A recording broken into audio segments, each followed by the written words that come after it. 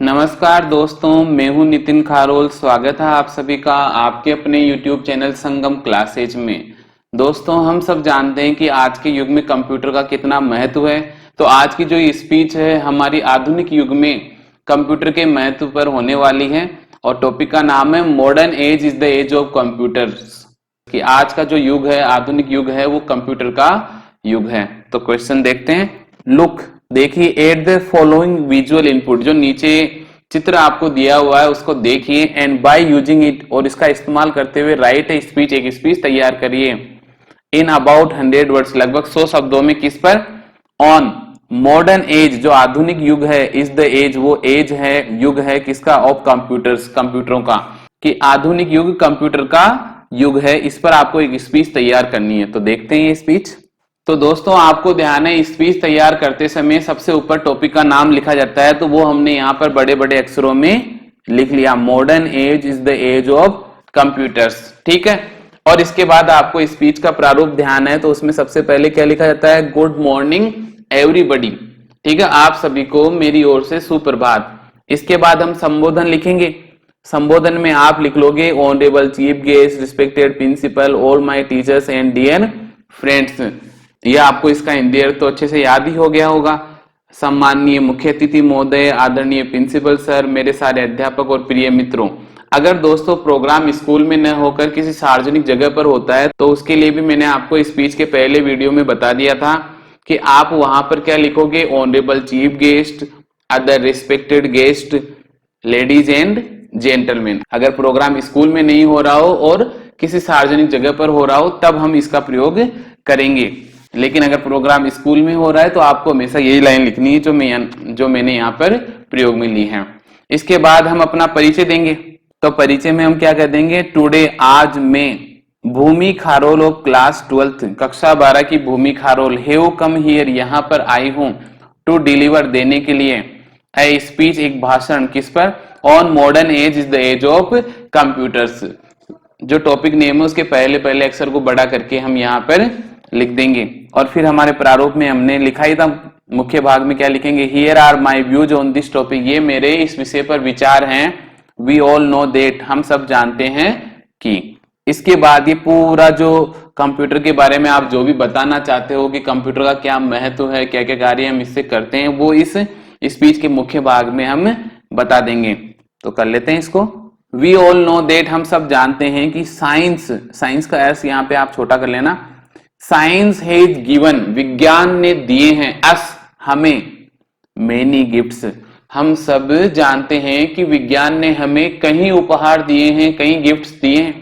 Computer, जो computer है, is also, computer भी है, वन ऑफ देम, उनमें से एक, कि कंप्यूटर भी उनमें से एक है। इट इज ए बोन, यह एक वरदान है, फॉर अस, यह हमारे लिए एक वरदान है। इट हैज चेंज्ड, इसने क्या कर दिया है?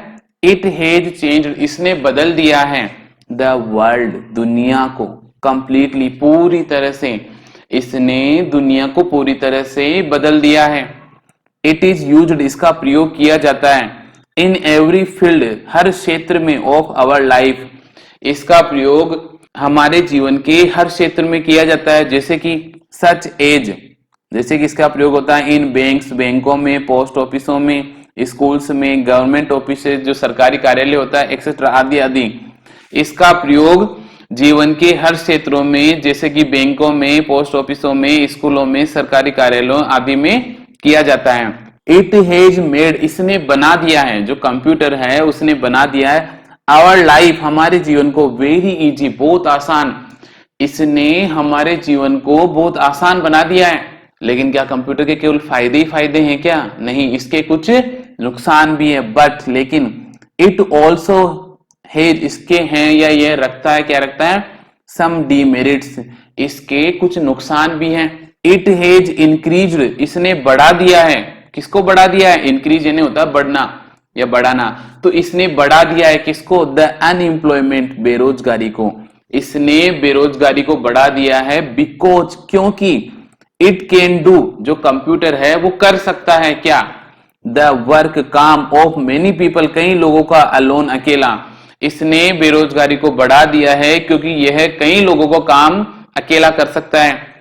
इट वीकन्स, और सबसे बड़ी समस्या क्या है, इसके अलावा और कौन सी समस्या है, इट वीकन्स, वीक का मतलब होता है कमजोर और वीकन का मतलब होता है कमजोर करना, तो यह कमजोर कर देता है द आई साइट, नजरों को, हमारी आंख की दृष्टि को, ऑफ द यूजर्स, काम में लेने वाले की को, तो यह उपयोगकर्ता की नजरों को कमजोर कर देता है।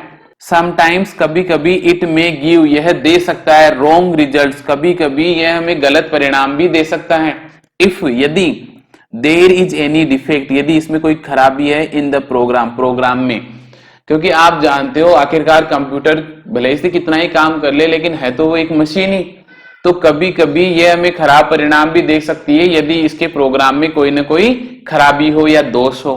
बट लेकिन इट इज ट्रू, यह तो सच है, दैट की computer is very useful, computer बहुत उपयोगी है, फॉर अस, हमारे लिए, लेकिन ये बात तो सच है कि कंप्यूटर हमारे लिए बहुत उपयोगी है। वी कैन नॉट लिव, हम नहीं जी सकते, अ सिंगल डे, एक भी दिन, विदाउट इट, इसके बिना, हम इसके बिना एक सिंगल दिन भी नहीं रह सकते, इसके बिना एक सिंगल दिन भी नहीं निकाल सकते। तो इस प्रकार से हमने देखा कि कंप्यूटर हमारे लिए कितना उपयोगी है। इसके कुछ नुकसान भी हैं लेकिन कुल मिलाकर ये हमारे लिए उपयोगी ज्यादा है।